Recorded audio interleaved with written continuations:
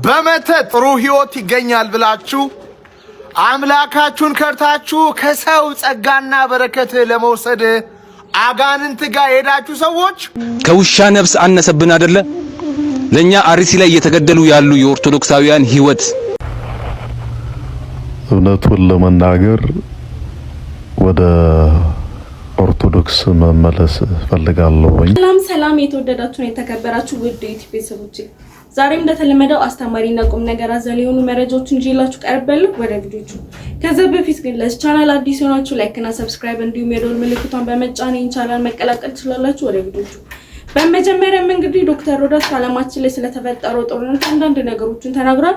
ቪዲዮቹን ተመልክተን እንመለከታለን። ዓለም ሁሉ ተጨንቋል። ኦርቶዶክሳውያን እኛ ብቻ አይምሰላችሁ። አሁን ዓለማችን ሶስተኛ ዓለም ጦርነት ይነሳል አይነሳም እያለ ጭንቅ ውስጥ ተውጧል። ወራቶች ሲገፉ ምን እንደሚሆኑ አይታወቅም። እግዚአብሔር ያውቀው ብቻ። የሰማችሁ ነው። ስለዚህ ለዓለም ሰላምም መጸለይ ይገባል ማለት ነው። አልበርት አንስታይን አንድ ትልቅ ሳይንቲስት ነው፣ ታውቁታላችሁ። አቶሚክ ቦምብን የሰራ ነውና ምን ብሏል መሰላችሁ? ሶስተኛው ዓለም ጦርነት በምን እንደሚጀመር አላውቅም አለ። እሱ ሁለተኛው ላይ ነበረ። አራተኛውን ግን አውቀዋለሁ አለ። አይገርም? ሶስተኛውን አላውቅም፣ አራተኛውን አውቀዋለሁ። አራተኛው የዓለም ጦርነት የሚጀመረው አለ አሁን አንድ አልፏል፣ ሁለት አልፏል። ሁለተኛው የዓለም ጦርነት 60 ሚሊዮን ሰዎች አልቀዋል። ሶስተኛውን አላውቅም አለ። ያውቃል እኮ እሱ አውቆ ነው ያላወቀው። አራተኛው ግን ሊሆን የሚችለው ጦርነቱ በእንጨትና በድንጋይ ነው አለ። በምንና በምን? ምን ማለቱ ነው? ሶስተኛው የዓለም ጦርነት ከተነሳ በኒውክለር ነው ማለቱ ነው። ኒውክለር ከተተኮሰ ደግሞ አሁን የምታዩት ፎቅ ምናምን የሚባል የለም። ዓለም ሁሉ ወድማ ወደ ኋላ ተመልሳ ሰዎች እንደ ድሮ ዘመን በእንጨትና በድንጋይ ይደባደባሉ ማለት ነው። ከባድ ነው አይደለም? በጣም ከባድ ነው። ኦርቶዶክሳውያን ነራሻ ከ10,000 በላይ ኒውክለር ታጥቀዋል። አንድ ኒውክለር ተተኮሰ ማለት ምድርን 10 እጥፍ ያርሳታል ማለት ነው። ቀላል አይደለም። አንድ ነገር መጫን ብቻ ነው የሚፈልገውና የዓለም መንግስታትም ውጥረት ውስጥ የገቡበት ዘመን ስለሆነ እግዚአብሔር የሚያመጣው ነገር አይታወቅም። ስለዚህ በዚህ ጾማችን በእውነት ለሀገርም ሰላም እየጸለይን ሀገራችንም ፈተና ውስጥ ስላለች ለዓለምም ሰላም እየጸለይን በጣም ምናለቅስበት ምንሰግድበት እንጂ ምንቀልድበት ዘመን አይደለም። የመቀለጃ ዘመን ድሮ አልፏል። አሁን ቀልድ አይደለም። ዓለም ራሱ ጭንቅ ውስጥ በመሆኗ እባካችሁ ይሄን ጾም በአግባቡ እንድንጸልይ አሁን የምናከማቸው ገንዘብ በጥቂት ጊዜ ውስጥ ዱቄት ሊሆን ይችላል። እግዚአብሔር ነው የሚያውቀው። ስለዚህ በእውነት በጣም መጾም አለብን፣ መጸለይ አለብን፣ መስገድ አለብን፣ ስጋው ደግሞ መቀበል አለብን። አምላካችን እግዚአብሔር እንደው ፈተናውን መጥቶ ጦርነቱም ከተቀሰቀሰ እግዚአብሔር እንዲጠብቃት ሀገራችንን ማለት ነው። የሰማችሁ ነው። ቀላል አይደለም።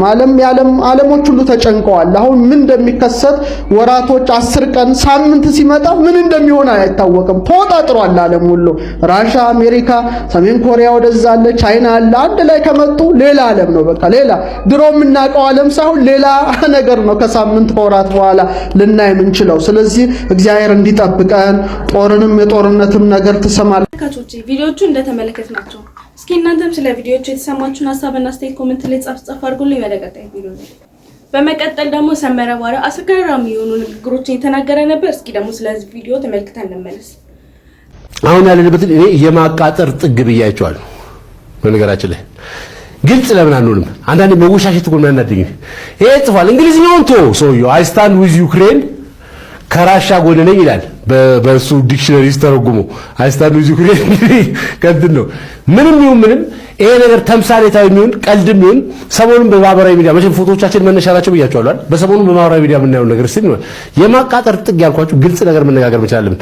ዓለም ራሱ የሚሰራበት መንገድ አለው። ሁሉም ሰው የሚናገረው ነገር ይናገራል። በነገራችን ላይ ይሄ የሆነ አሁን ዘንድሮ የመጣ ፋሽን አለ። በውስጥ ቢጫ እንደሆነ ያወቀው ሰው ደስ እንዲለው ለህዝቡ አጀንዳ ብለ ነጭ ነው ብለ የመከራከር ነገር ቢጫ መሆኑን ከማቀው ቢጫ ነው ነው የምለው። ቀይ ከሆነም ቀይ ነው።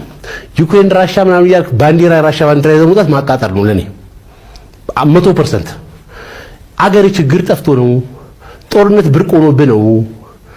በቃ እንትን አድርገህ ሂውማኒቴሪያን ተሰንቶ ፊል አድርገህ ዩክሬናውያን ወንድሞቻችን አልቀው በዩክሬን ጎዳና ረባከ ሶሪያውያን ሲያልቁ የት ነበርክ?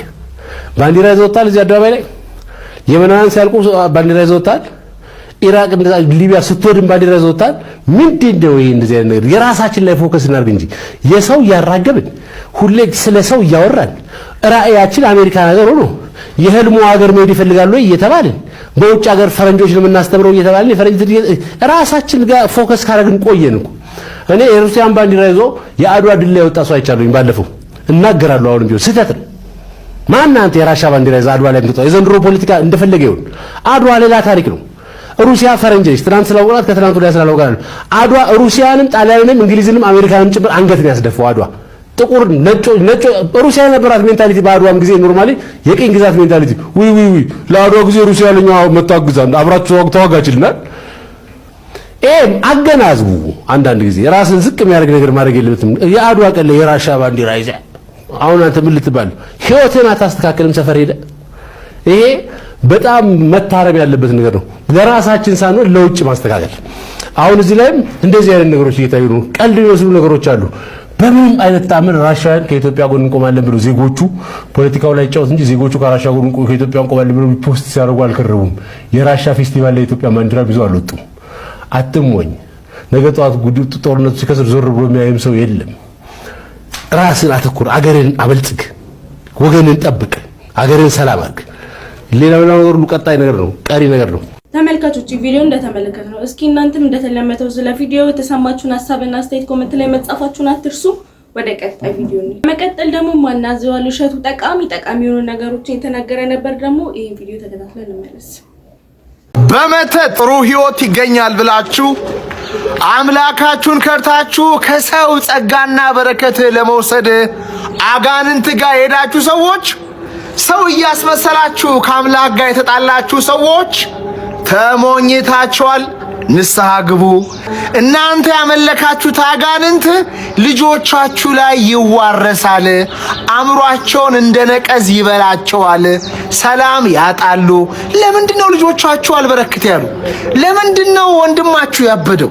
ለምንድነው ሰላም ያጣችሁት? እናትና አባቶቻችሁ ምናልባት ጠንቋይ ቤት ሄደው ያደረጉት ነገር አለ። ከዘር ማንዘር ሲዋረስ የመጣ መጥፎ መንፈስ አለ። ሰዎች እግዚአብሔር ምን ጠይቃችሁት የሚከለክል ሆኖ ነው እናንተ ሌላ ቦታ የምትሄዱት? ስለምን ትሸወዳላችሁ? ብትጠይቁ አይሰጣችሁም ወይ አምላካችሁ? ፈጣሪ ልቡ ሰፊ ነው ይወዳችኋልና ንስሐ ግቡ፣ ተመለሱ። እንደዚህ አይነት ነገር የምታስቡ ሰዎች ካላችሁ እንዳትሞኙ። መንደራችሁ ውስጥ እንደዚህ አይነት ነገር ያደረጉ ሰዎች መጨረሻቸውን ተመልከቱ። እጅግ በጣም የሚያሳዝንና የተረገመ ነውና ከዚህ ቆሻሻ ነገር ሁላችንም እንራቅ። አለበለዚያ በልጅ ልጆቻችን ስቃይና መከራን እናመጣለን። በሀገራችን መከራን እናመጣለን። ወደ ንስሐ ብንመለስ ይሻላል። ተመልካቾች ቪዲዮ እንደተመለከተነው ነው። እስኪ እናንተም እንደተለመደው ስለ ቪዲዮ የተሰማችሁን ሐሳብና አስተያየት ኮሜንት ላይ ጻፉልኝ። ያው እንደተረዳችሁ ተስፋ አደርጋለሁ። ወደ ቀጣይ ቪዲዮ እንሂድ። ቀጥል ደግሞ በአርሲ ስለሞቱ ህዝቦቻችን አንድ ወንድማችን ድምጽ እንሆን እያለ ነበር። ስለዚህ ቪዲዮም ተከታትለን እንመለስ። ከውሻ ነፍስ አነሰብን አይደለ? ለኛ አርሲ ላይ እየተገደሉ ያሉ የኦርቶዶክሳውያን ህይወት ከውሻ ነፍስ ከውሻ አነሰብን አይደለ? ከሁለት ቀን በፊት እኮ 21 ኦርቶዶክሳውያን አርሲ ላይ ተገለዋል። እንዴት ነው ሶሻል ሚዲያ ላይ ትኩረት ያጣው? እንዴት ነው አጀንዳ ሊሆን ያልቻለው? ለመር ነው አይደለ? በቃ አርሲ ላይ የኦርቶዶክሳውያን ሞት ተለመደ አይደለ? እኛን ሰርፕራይዝ አያደርገንም አይደለ? ለመር ነው አይደለ ወይ? በጣም የሚያሳዝነው ከሁለት ሳምንት በፊት እየሞቱ ላሉ እየተገደሉ ላሉ ውሾች የውሻ ነፍስ አስጨንቋችሁ እንዴት ይገደላሉ እያላችሁ ብዙዎቻችሁ ድምጽ ስትሆኑ ነበር። እና ከሁለት ቀን በፊት አርሲ ላይ ለተገደሉ 21 ለሚደርሱ ኦርቶዶክሳውያን ነፍስ እንዴት ዝም አላችሁ? ከውሻ ነፍስ አነሰባችሁ? ከነዛ ከሚገደሉ ውሾች ነፍስ አርሲ ላይ የሚገደሉ ኦርቶዶክሳውያን ነፍሳቸው አነሰባችሁ? በጣም ነው የሚያሳዝነው። ሶሻል ሚዲያ ላይ የምትገኙ የኮንተንት ክሪኤተሮች ይሄ ስለ ኮንተንት አይደለም። ኮንተንት ምንም ሊሆን ይችላል። ወጣችሁ አርሲ ላይ በየጊዜው እየተገደሉ ላሉ ኦርቶዶክሳውያን ድምጽ ሁኑ። ከሁለት ቀን በፊት 21 ኦርቶዶክሳውያን አርሲ ላይ ተገለዋል። ይሄንን ነገር አልሰማችሁም? ለምንድን ነው ዝም ያላችሁት? በጣም የሚያሳዝነው ሀገራችሁ ኢትዮጵያ ውስጥ ከሁለት ቀን በፊት አርሲ ላይ 21 ኦርቶዶክሳውያን በግፍ ተጨፍጭፈው፣ እናንተ ግን እየዘገባችሁ ያላችሁት ስለ እስራኤልና ስለ ኢራን ውዝግብ ነው። ምን አገባን እኛ ስለ እስራኤልና ስለ ኢራን? የራሷ አሮባት የሰው ታማስላለች። አሁንም ይሄ አሽቃባጭነት ነው። መጀመሪያ ስለ ሀገር እጩ መጀመሪያ ስለ ሀገርሽ ጩሂ። በጣም ነው የሚያሳዝነው። እኔ አሁን ፍትህ ለአርሲ ኦርቶዶክሳውያን ለማለት አልመጣውም። ምክንያቱም በዚህ መንገድ በጣም ብዙ ጊዜ ጠይቀናል። ከሞት ልናስጥላቸው አልቻልንም። ከመገደል ከመጨፍጨፍ ልናስጥላቸው አልቻልንም። ጥያቄ እስከ መች ድረስ ነው የሚመለከተውን አካል የምጠይቀው። እስከ መች ድረስ ነው አርሲ ላይ የሚገኙ የኦርቶዶክስ ተዋሕዶ እምነት ተከታዮች የሚጨፈጨፉት? ይሄንን ቪዲዮ ሰብአዊነት የሚሰማችሁ ሁሉ ሼር፣ ላይክ፣ ሪፖስት ያደረጋችሁ ለሚመለከተው አካል አድርሱ። ተመልካቾች ቪዲዮ እንደተመለከትነው ነው። እስኪ እናንተም ለነሱ ድምጽ እንሆን እያላችሁ ኮሜንት ላይ መጻፋችሁን አትርሱ። ወደ ቀጣይ ቪዲዮ እንሂድ። በመቀጠል ደግሞ አንድ እናታችን ስለ አዶናይ ደስ የሚሉ ነገሮችን እየተናገሩ ነበር። ስለዚህ ቪዲዮ ደግሞ ተመልክተን እንመለስ። ልጅ አዶናይ ፎቶውን ብቻ እያየሁ ላማለይ በሰማይ ወተቷን ማላይ ፎቶውን እያየሁ ምን ሊባየሁት ምን ጎበዝ ባየሁት እያልኩ ጎመጃለሁ። እዚህ ያሉት እንደ እናት እንደ አባት ይሆናል። መቦጣጫ መሰላል ይሆናል። አባዬ ምንም የማይችሉ ቆርሶ መጉረስ የማይችሉ መጸዳዳት የማይችሉ ኧረ ምን እነግርሃለሁ። ብታይ ጥሩ ነው ላንተ መታም ብታይ ምንም ባስረዳ ባይን እንኳን ማየቱ ጥርቅ ነው ራሱ። ሰው እየመጣ ይጎበኛል። አዲስ አበባ ሰው እየጎበኘ ውጭም ያሉት እየጎበኙ ነው እኮ እየጎበኙ። አባዬ ምንም አይቀርብህም ናና ጎብኝ። እኔም አይንህን ላየው። በጣም የሚያሳዝን ህዝብ አለ። የሚያሳዝኑ ሰዎች አሉ። አይ ጉድ! የሚንከራተተውን ጎበዝ ባየ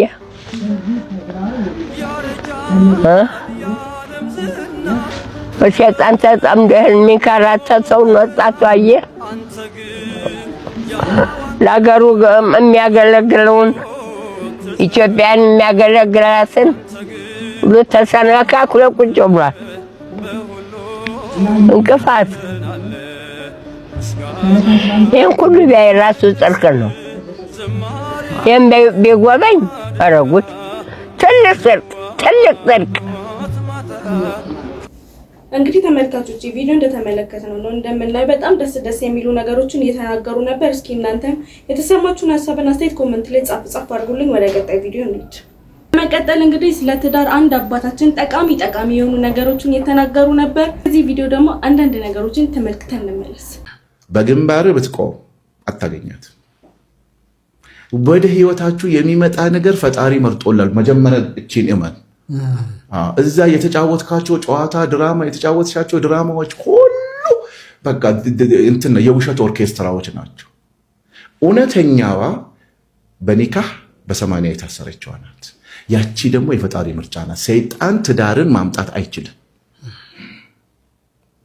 ይረብሻችሁ ግን ይችላል ገብቶ ማለት ነው። እናንተ ከሳታችሁለት መንገድ ከከፈታችሁለት በቃ ከዛ በኋላ የመጣችልህን ሚስት ወደ ምትፈልገው ነገር ማምጣት ያንተ ግዳጅ ነው። የመጣልሽን ባል ወደ ምትፈልጊው ነገር ማምጣት ያንቺ ነው እንጂ ጥጋጥግ ይዛችሁ የለም። ሶስተኛው ፈጣሪ ነው። አሁን ሰይጣኑ በጣም ነው የሚጫወተው እዚህ ጋር። የሰውዬ ስንት ወንድ እየፈለገሽ አንቺ ምናምን። በትዳር ውስጥ ደግሞ በጣም የሚያስጠላውና በተለይ መስማት ፕሊስ አትባባሉ እንደዛ። ወይኔ ስንት ሴቶች እየፈለጉኝ እኮ ነው እኔ አንቺን ያገባት፣ ወይኔ ስንት ወንድ ከቦኝ እየጠየቁኝ አንተን አገባው። ያ ያንተ ስልጣን አይደለም። ውሸታ በቃ ውሸት፣ የመረረ ውሸት። ምክንያቱም በምንም ተአምር ሰይጣን ወደ ትዳር አይመጣህማ። ወደ ትዳር ስትመጣ ሶስተኛው ፈጣሪ ነው። አለቀ። እንደውም ከትዳር እያራቀህ ነው የሚሄደው። አረ እንደዚህ ምናምን። ከዛ ውጪ ደግሞ ትዳር ውስጥ ከገባችሁ በኋላ ትዳር ከሌለው ሰው ምክር አትቀበል። ፈተናው እሱ ነው። ከምን ወደው ሰው ነው ምክር የምንቀበለው? አረ ሰው እያቃጠለኝ ምን ይሻለኛል ለማ በተቻለኝ አቅም ስለ ትዳር አስተያየት የማልሰጠው እኔ ማም ነው። የኔ አመለካከት ያላገባ ሰው ሐሳቡና እውቀቱ ሊኖረው ይችላል፣ ግን በቂ ነው ብዬ አላምንም። ስለ ትዳር ሐሳብ ለመምከር የኔ እይታ ነው። ኖ በነገራችን ላይ በጣም በተለይ ሪሌሽንሺፕ ላይ የሚሰሩ ሰዎች ራሱ አማካሪዎች ራሱ ያላገቡ ከሆነ እንዳትሄዱ አስቸጋሪ ነው። ኖ ቲዮሪውን ነው የምታውቀው። እኔ ቲዮሪውን ከዚህ የዛሬ ስንት ዓመት 20 ዓመት የሆነ ነገር ላይ አነብ ነበር። አግብቼ ልክ ኤክስፐርት ስሆን ግን ሪያሊቲውን አየዋለሁ በህይወቴ ውስጥ። አንዳንድ ነገር በእውቀት ብቻ የሚገኝ አይደለም። ትዳር ራሱን ይሆን። አሁን ለምሳሌ ያልተማረ አባት ያልተማረ አያት እኮ ትዳርን ይሸመግላል።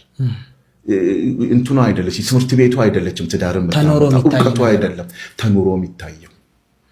አንዳንዴ ደግሞ እያየህ ዝም ማለቱ በኑሮ በእውቀት የማታገኛቸው እውቀቶች አሉ። በእውቀት የማታገኛቸው እውቀቶች ትዳር ውስጥ አሉ እንጂ ያንቺ ፕሮፌሰርነት ያንተ ፕሮፌሰርነት ዶክተርነት ማዕረግ የዲግሪ ብዛት ነው ልጆችን ለማሳደግና ዓለምን ለመረዳት ይጠቅም ይሆናል። ስትገባ ግን ያልተማርካቸው ብዙ ቻፕተሮች አሉ ትዳር ውስጥ ገብተህ ሁለታቸው የምትማሩበት።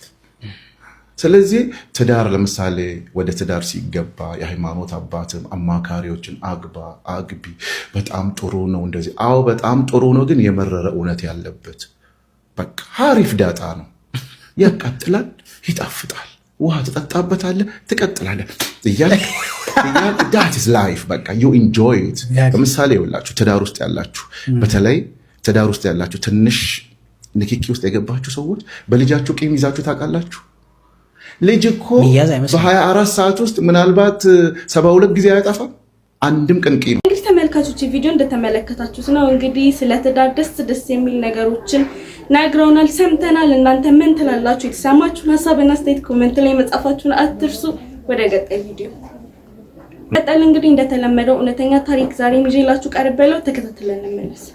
የሆነ ነገር ከመሆኑ በፊት አማክሩኝ። እህቴ ከሁለት ወር በፊት ነው ብቻዋን ተከራይታ ከምትኖርበት ቤት ወጣ ለትንሽ ጊዜ አንቺ ጋር ልሁን ብላ እኛ ቤት የመጣችው እና ባሌ ሲኖር የተገላለጠ ልብስ ስትለብስ የተለየ ሪአክሽን ስታሳይና እየሰረቀች ስታየው አይቼ ደንግጬ አብረን ያደግን በጣም የምወደው የአጎቴ ልጅ ሳማክረው በይ የሌለ ነገር መጥፎ ነገር አታስቢ፣ ግን ልብሽ እንዲረጋጋ ካሜራ አድርጊና አረጋግጪ፣ ምንም መጥፎ ነገር እንደማይፈጠር እርግጠኛ ነኝ አለኝ። የቤትና የውጭ ካሜራ መቅጠም ስለሆነ የሚሰራው እነሱ በማይኖሩበት ጊዜ መኝታ ክፍል ሳሎንና ኪችን ድብቅ ካሜራ አድርገን ለሁለት ቀን ክፍለ ሀገር እናታችን ጋራ እሄዳለሁ ብዬ እዚሁ አዲስ አበባ ብቻውን ስለሚኖር የአጎቴ ልጅ ቤት ሁኜ ከአጎቴ ልጅ ጋራ ካሜራውን መከታተል ጀመርን። እሁድ ቀን ነው ከቤት የወጣሁት። እንዳይታወቅብኝ የባሌ መኪና መጠቀም ስላልፈለኩ ጠዋት 12 ሰዓት ሳይሆን ነበር ትራንስፖርት እንዳያመልጠኝ ብዬ ከቤት የወጣሁት። በችኮላ የአጎቴ ልጅ ቤት በራይት ሂጄ ወዲያው የሚፈጠረውን ከአጎቴ ልጅ ጋራ መከታተል ጀመርን። እስከ 1 ሰዓት ተኩል ምንም አልተፈጠረም ነበር። ከዛ ባሌ ለሽንት ተነስቶ ሽንት ቤት ገብቶ ሲወጣ እህቴ ነቃችና እሱም ማውራት ጀመረች። ካሜራው ድምጽ ስለማይቀርጽ ምን እንዳለችው አልሰማንም፣ ግን ስለኔ መሄድ መሰለኝ የጠየቀችው። አንገቱን ሲነቀንቅ ከተኛችበት ሶፋ ላይ የለበሰችውን አልጋ ልብስ ወርውራ ሄዳ ዘላቀፈችው። እሱም እንደ መገፍተር አድርጎ መለሳት። ትቀርበዋለች፣ በእጁ ይከላከላታል። ከዛ ገፍቷት ወደ መኝታ ቤት ገባ። ከዛ ተከትለው ገብታ የለበሰችውን ፒጃማ ሙሉ ለሙሉ አውልቃ ተጠጋችው። ጣቱን ጭንቅላቱ ላይ አድርጎ ያምሻል እንዲህ የሚል አክት አሳይቷት ሩጦ ከመኝታ ቤት ወደ ውጭ ወጣ። የምለው ነገር አጣው። እየተከሰተ ያለውን ነገር እያየው እንባዬ በጉንጭ ይፈስ ነበር። ህይወቴ ሁሉ ትርምስምሱ ሲወጣ ታወቀኝ። የአጎቴ ልጅ ምን እንደሚል ግራ ገብቶት እንዴት እንደሚያረጋጋኝና እንደሚያጽናናኝ ግራ ገብቶት ዝም ብሎ አቅፎኝ እንደ ህፃን ልጅ ሰባብለኝ እንደ ህፃን ልጅ እየጮኩ አለቀስኩ። ባሌ የዛን ቀን ከሰዓት ብዙ ጊዜ ሲደውል ስላነሳውለት በቴክስት መቼ ነው የምትመለሺው? ያላንቺ ቤቱ ደበረኝ እኮ እስክትመለሺ ሳሚ ጋር ሆናለሁ አለኝ። ሳሚ አብሮ አደግ ጓደኛው ነው። ትንሽ ስረጋጋ ደውዬለት እዚሁ ማየ ጋር ሳምንት ቆያለሁ፣ ስራም ደውዬ አስፈቅጃለሁ፣ እስከምመለስ ከሚደብርህ እንዳልከው ሳሚ ጋር አሁን ችግር የለውም ብዬዋለሁ። ለእናቴም ከደወሉ እኔ ጋር ናት ብያቸው ብዬ ደውዬ ነግሬያታለሁ። ያቺ እርጉም እህቴ ግን አንዴም አልደወለችልኝም። አሁን ግዳያትና እጅሽን ለመንግስት ስጪ የሚል ስሜት ይሰማኛል። ደግሞ የ3 ወር ነፍሰ ጡር ነኝ። ባሌ ገና ካሁኑ ልብሶችና መጫወቻዎችን ገዝቷል። ለልጃችን እንዲመቸው የተሻለና ተለቅ ያለና ምቹ ቤት እንከራይ እያለኝ ነበር። የሱን ጉጉትስ እንዴት ልቅበርበት? እኔስ ታስሬ ልጄስ በቃ ላብድ ነው። የገዛ እህቴ ብዙ ነገር የሆንኩላት ብዙ እድሌን ለሷ ስል የተውኩላት ታናሽ እህቴ በቁሜ ነው የገደለችኝ። ይህን እያሰብኩ ከምኖር ራሴን በአንድ ገመድ ባንክ ወይም ከፎቅ ላይ ራሴን በወረውር ይሻለኛል። እባካችሁ መጥፎ ውሳኔ ከመወሰኔ በፊት አማክሩኝ። ሰው ቢያውቀው ይማርበታል። እኔም ከጭንቀቴ እስቲ እፎይ ልበል ብላችሁ የምታስቡት እንደዛ አይነት ታሪክ ካላችሁ ብትልኩልን በኢንቦክስ እንቀበላቸዋለን። አባቴ ድንገት ነው ያረፈውና ማለት ድንገት ነው ያረፈው ስልክ ወድቆ ነው የሚሰራበት ቦታ ወደቀ። አጋጣሚ ተጠራ እና ሰዓቱ አለፈ ወደ ስትሮክ ተቀየረ ማለት ነው። እውነት ለመናገር የኔ አባት አይደለም ብዬ ወጥቻለሁ ከሐኪም ቤት። ለምን? ማታ ሲሄድ የነበረበትና ሆስፒታል ያገኘከው ቫይ በጣም ነው የሚደብረው። በጣም ነው የሚከብደው ማለት አይናገርም፣ አይንቀሳቀስም። አይዞሽ ስሜትሽን ለመጉዳት አይደለም። አይ ነው አውቃለሁ፣ ግን መናገሩ ከባድ ነው ማለት ያ ነው ለኔ በጣም ከባድ ጊዜ ነበረው። አባቴ ለኔ እናቴም አባቴም ጓደኛዬም መካሬ ለኔ የጥንካሬ አሁን ላለሁበት ጥንካሬ አባቴ ነው። ዛሬ አሁን ያለሁበትን ቦታ ኖሮ ቤት ሲለኝ ነበር እውነት ለመናገር። ሁሉም ወጣት ከባድ ጊዜ ይኖረዋል። ያንን ከባድ ጊዜ ማወቅ ሌሎች እንዲጠነክሩ ያደርጋል ብዬ ነው የጠየቁሽ የነበረው እንጂ ስሜትሽን እንድትጎዳ ፈልጌ አይደለም። እውነት ነው ማለት እያንዳንዳችን የሚገጥመን ነገር በህይወታችን ብዙ ነገር አለ። በቃ ለኔ በህይወቴ ከባዱ ፈተና ያ ነበር። የአባቴ ህመም እስከሚያርፍበት ጊዜ ነበረው እንትን በጣም ከባድ ነበር። ሀዘኑ እያለ ታስተናግጂ ነበር? አዎ በጣም በቃ ማለት ጊዜ ሰጥተውኛል። ቆይ ትረጋጋና ትምጣ ምናምን ብለው በደንብ እንድረጋጋ አድርገውኛል። ገብቼም ወዲያው ነው በቃ ምክንያቱም ልብሳችንን ስንቀይር አብረን ነው ሁሉ ነገር የሚቀየረው። ሀዘንክም ደስታክም ሁሉም ነገር ስራክ ይሆናል። ከዛ መታገን ቶሎ የሚከፋክ ሰው ትሆናለህ። እንግዲህ ተመልካቾቼ እውነተኛ ታሪኩ እንደተመለከትን ነው። እንግዲህ በጣም ነው የሚያሳዝነው። እስኪ እናንተም ኮሜንት ላይ ጻፍ አድርጉልኝ። ወደ ቀጣይ ቪዲዮ እንሂድ።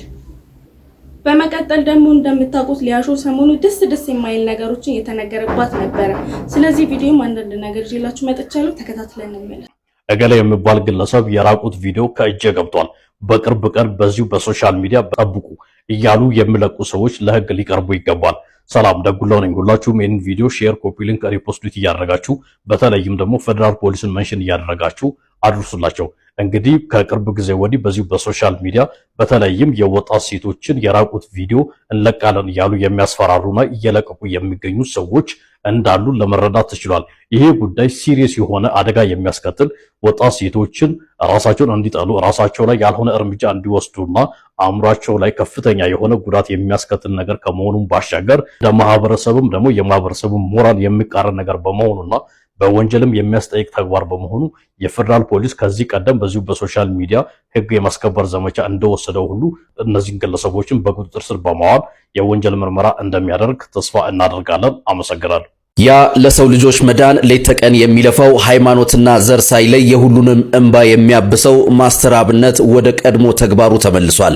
ማስተር አብነት ማለት ለመርዳት ህፃን ሽማግሌ የማይለይ ርቀት የማይገድበውና ለብዙዎች መፈወስ ምክንያት የሆነ ድንቅ ሰው ነው። ለጥቂት ጊዜ በህመም ምክንያት ከኛ ርቆ ቢቆይም አሁን ግን በፈጣሪ እርዳታ አገግሞ ዳግም ለሰዎች መጠጊያ ለመሆን ተነስቷል።